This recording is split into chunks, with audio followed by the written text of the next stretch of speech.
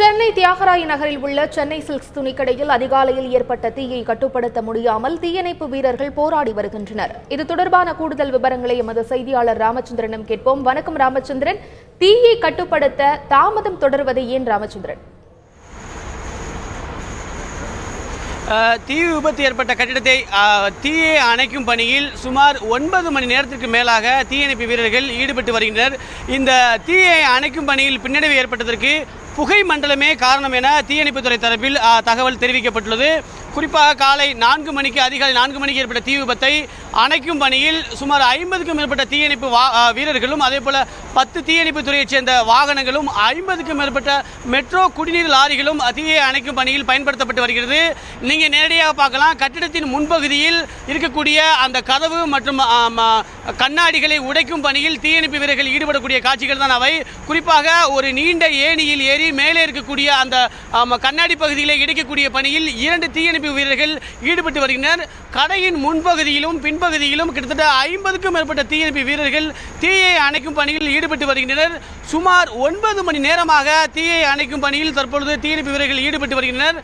குறிப்பாக காலை முதலே தீயை கட்டுப்படுத்த முடியவில்லை. அதற்கு பிரதான காரணம் புகை மண்டலமாக முழுவதுமாக கட்டிடத்தின் 7 தளங்களும் புகை மண்டலமாகவே காட்சியளிப்பதால் உள்ளே செல்ல முடியாமல் தீயணைப்பு வீரர்கள் போராடி வருகின்றனர். தொடர்ச்சியாக போராடக்கூடிய அந்த காட்சிகள் தான் இவை.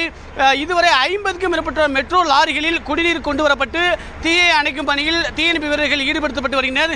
ஏற்கனவே இன்று காலையில் 12 பேர் கட்டிடத்தின் மேலே இருந்தவர்கள் பத்திரமாக ஸ்கைலிப்ட் உதவியுடன் மீட்கப்பட்டு அவர்களை மருத்துவமனையில் அனுமதிக்கப்பட்டுள்ளனர். குறிப்பாக இந்த பகுதி முழுவதுமாகவே வணிக நிறுவனங்களுக்கு விடுமுறை அளிக்கப்பட்டுள்ளது. போக்குவரத்தும் நிறுத்தப்பட்டுள்ளது.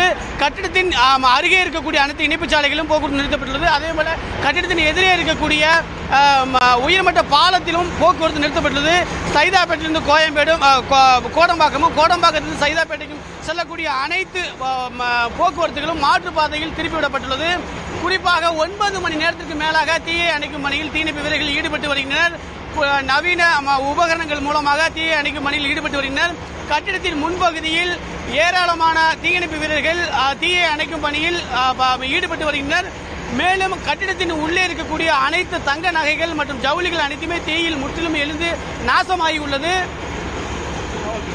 காவல்துறை ஒருங்கிணைப்பிடம் அதே போல சென்னை மாவட்ட ஆட்சியர் நேரடியாக வந்தார். சென்னை மாநகர காவல்துறை ஆணையர் விஸ்வநாதன் அவர்கள் நேரடியாக ஆய்வு செய்து வருகிறார். மேலும் தமிழக வருவாய்த்துறை அமைச்சர் உதயகுமார் அவர்கள் நேரடியாக ஆய்வு செய்தார். பல்வேறு துறைகள் ஒருங்கிணைந்து தற்போது தீயை அணைக்கும் பணியில் ஈடுபட்டு வருகின்றனர்.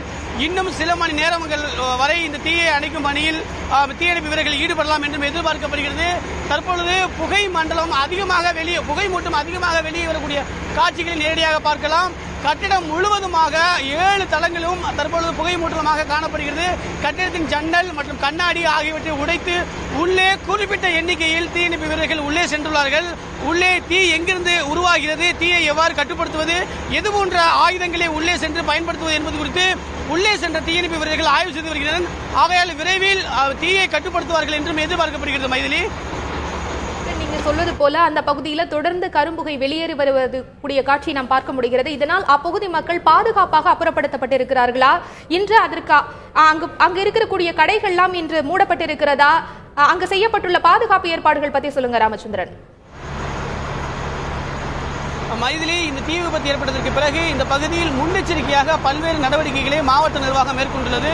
இந்த பகுதியில் இருக்கக்கூடிய ஒரு 500 மீட்டர் சுற்றளவில் அனைத்து கடைகளுமே விடுமுறை அளிக்க வேண்டும் என்று ஏற்கனவே மாவட்ட ஆட்சியர் அன்புச்செல்வன் அறிவுறுத்தியிருந்தார். அதன் அடிப்படையில் காலை சரியாக 10 மணிக்கு திறக்க வேண்டிய அனைத்து வணிக கடைகளும் வணிக நிறுவனங்களும் இன்று விடுமுறை அளித்துள்ளனர்.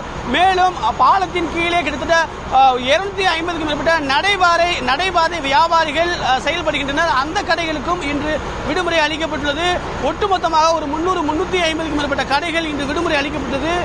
மேலும் முன்னெச்சரிக்கை நடவடிக்கையாக இந்த பகுதியில் மின்சார இணைப்பும் துண்டிக்கப்பட்டுள்ளது. இந்த பகுதியில் வெளியே இருந்து வரக்கூடிய பொதுமக்கள் உள்ளே அனுமதி அளிக்கவில்லை. இந்த பகுதியில் இருக்கக்கூடிய அனைத்து இணைப்பு சாலைகளும் போக்குவரத்து நிறுத்தப்பட்டுள்ளது. மேலும் எதிரே இருக்கக்கூடிய அந்த பிரதான சாலையான உஸ்மான் சாலைக்கும் போக்குவரத்து நிறுத்தப்பட்டுள்ளது. சைதாப்பேட்டையிலிருந்து கோடம்பாக்கத்திலிருந்து சைதாப்பேட்டைக்கு செல்லக்கூடிய அனைத்து போக்குவரத்துகளும் மாற்று பாதையில் இயக்கப்பட்டு வருகிறது. இந்த பகுதியில் முன்னெச்சரிக்கை நடவடிக்கையாக பல்வேறு நடவடிக்கைகள் மேற்கொள்ளப்படுகிறது. வெளிப்பகுதியைச் சேர்ந்த பொதுமக்கள் இந்த தீ விபத்து நடக்கக்கூடிய அந்த கட்டிடத்தை நேரடியாக பார்க்க வர வேண்டாம் என்றும் ஏற்கனவே மாவட்ட நிர்வாகத்தின் சார்பாக அறிவுறுத்தப்பட்டுள்ளது. ஆகையால் அவர்கள் யாருமே இந்த பகுதியில் வரல. இந்த பகுதியில் இருக்கக்கூடிய குடியிருப்பு வாசிகளும் வெளியே வர வேண்டாம் என்றும் அறிவுறுத்தப்பட்டிருந்தனர். அவர்களும் வெளியே வரவில்லை. இந்த பகுதியில் தற்பொழுது தீயணைப்பு, காவல், மாவட்ட நிர்வாகம், இந்த பகுதியில் பணிபுரியக்கூடிய கடையைச் சேர்ந்த ஊழியர்கள் மட்டுமே குறைந்த எண்ணிக்கையில் நிற்கின்றனர். மற்ற பகுதியைச் சேர்ந்த பொதுமக்கள் யாரும் உள்ளே வருவதற்கு அனுமதி அளிக்கவில்லை. மைதிலி.